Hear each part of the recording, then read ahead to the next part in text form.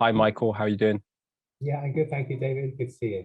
Good, good. Thanks for coming along. We're just talking a bit about kind of what we've been doing, the work we've been doing together, and Cass's role in that. So, what do we do? What are we doing at the moment? What's the big project that we've been partnership in? Right. Well, the project that we're working on together is the series of Black Mental Health Zoom meetings, which I think are really helpful, especially because of the situation that everyone's involved in with the lockdown. But it's just really good to have that working relationship, number one, and then actually doing something for the community, for Black men in the community. I think it's yeah, brilliant and a really great initiative, actually. Brilliant.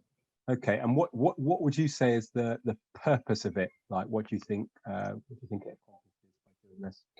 Right, the main purpose, I believe, is that there is actually statistics to show that men in general, but Black men, we don't talk very much about how we're feeling, what we're going through. And so what we're doing is creating a safe space for Black men to discuss topics in the media, topics that are affecting us, and particularly, our health, mental health, physical health as well. And we're sharing information with other men, other professionals, and it just gives us a place to talk about how we're actually feeling and the time, because it's not just being able to talk, it's actually knowing that you're actually going to be getting information that's going to help to support ourselves and to build ourselves up, basically. And I think that's the main reason, giving us that space and the time to discuss how we are feeling and how the situation in the world is affecting us as individuals and communities. It has been really successful so far, isn't it? We've had a lot of good sort of feedback and a lot of people sharing within the sessions, which has been really powerful, isn't it? Yeah, absolutely. The feedback we've been getting is that people are saying that they found it educational, so they're learning things. The other thing is always getting the support, because what happens is that sometimes you can be going through an experience on your own, but not knowing that there's other people, similar men going through the same situations as well. So coming together to be able to share that just helps to um, lighten the burden, then say, to know that other people are going through it, and then you can learn from them how they're coping. So that's the other thing as well, peer learning, knowledge that someone else is going through this, so you're not on your own. And even though we are sort of in like a semi-lockdown coming out of it, you don't have to be isolated. So this platform that we've created and enjoyed working with is allowing people to actually have a little bit of hope, and it's a way of getting through the situation, I think, successfully.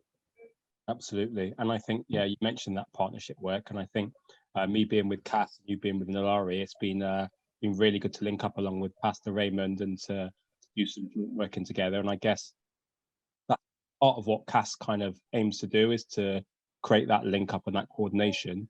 What do you think? What role do you think Cass has played in setting this up? What do you think's helped to get this project off the ground?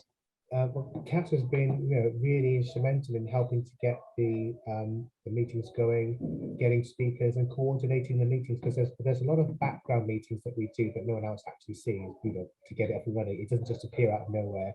So, Cass helps to coordinate those little background meetings, the planning, agreeing with the agendas. And as we flash out the questions, we flash out the agenda, how it's going to be, and Cass are the ones that usually, coordinate this to get us all together, agree with the time and the date to have the meetings. So yeah, it's really good collaboration work. And what I like about this, it just shows how organizations can work together and how powerful that is. And I've always been a big fan of collaboration, always. But now being able to actually take part in a collaborative project and seeing the outcomes just cements to me that it's the way forward.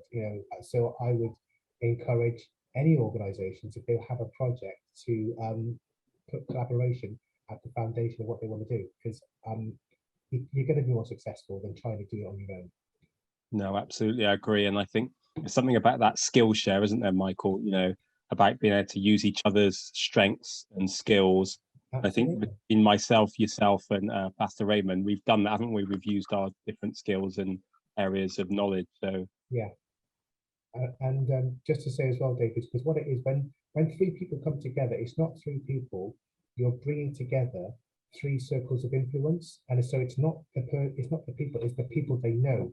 So by coming together, I'm tapping into the people that you know, you're tapping into the people that I know, we're both tapping into the people that Pastor Ray knows. So that's three sources of people. It's not just three individuals. And that's the powerful thing about family relationship, which people sometimes miss. It's not the person you're talking to, it's the people they know, their circles of influence that you're tapping into. And that could be hundreds of people.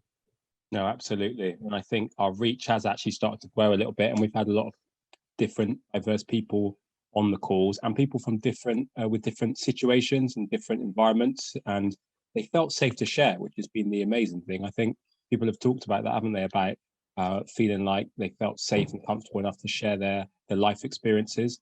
So I think that's been really, really powerful, isn't it? Yeah, absolutely. And that is the one of the main points of this, is that we're actually trying to destroy that myth about, you know, black men not wanting to talk and not sharing their emotions, which is not true.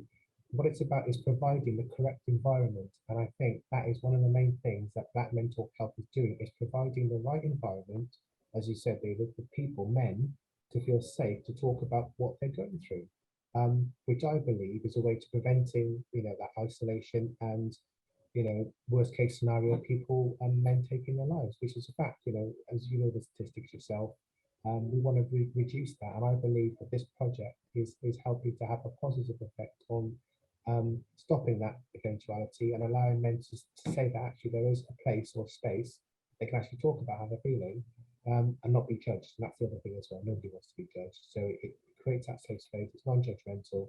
And it's also educational. So it actually hits quite a few of the buttons that we need to progress ourselves as men.